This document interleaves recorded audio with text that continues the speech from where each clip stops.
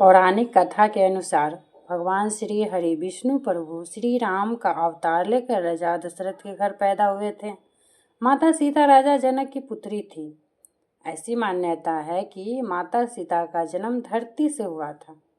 एक बार जब राजा जनक हल चला रहे थे, उस समय उन्हें एक नन्ही सी बच्ची मिली, जिसे उन्होंने अपनी गोद में लिया और उसका नाम सीता रखा। इसीलिए सीता जी को जनक नंदिनी के नाम से भी जाना जाता है। एक समय की बात है जब सीता ने भगवान शिव का धनुष उठा लिया था, ऐसे जिसे परशुराम जी के अलावा और कोई नहीं उठा सकता था।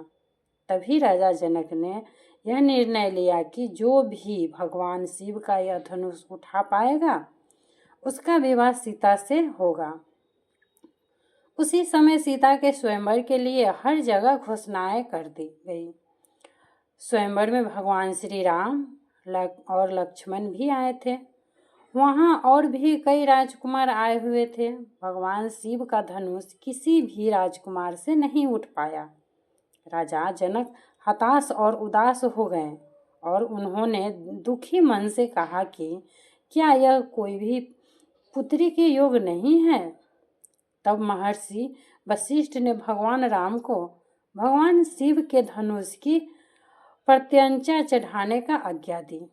गुरु की आज्ञा का पालन करते हुए प्रभु श्री राम जी शिव जी के धनुष की प्रत्यंचा चढ़ाने लगे और तभी धनुष टूट गया। इस प्रकार से माता सीता और प्रभु श्री राम का विवाह हुआ।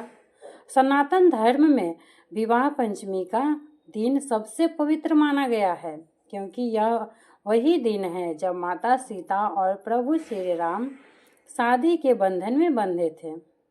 पंचांग के अनुसार विवाह पंचमी का त्यौहार हर साल मार्गशीर्ष माह के शुक्ल पक्ष की पंचमी तिथि के दिन मनाई जाती है। इस पावन दिन पर पूरे विधि विधान से अयोध्या नरेश श्री राम और जनक दुलारी माता सीता की पूजा करने का विधान है। साथ ही उनके विवाह प्रसंग को भी सुनने का महत्व है। ऐसा कहा जाता है कि अगर किसी जातक के विवाह में कोई परेशानी आ रही है, तो इस दिन माता सीता और भगवान राम की पूजा जरूर करें। लेकिन विवाहित जोड़ों को इस बात का विशेष ध्यान रखना चाहिए कि इस दिन एक साथ राम जानकी की पूजा न करें। इस दिन कोई भी मांगलिक कार्य करना शुभ नहीं माना जाता।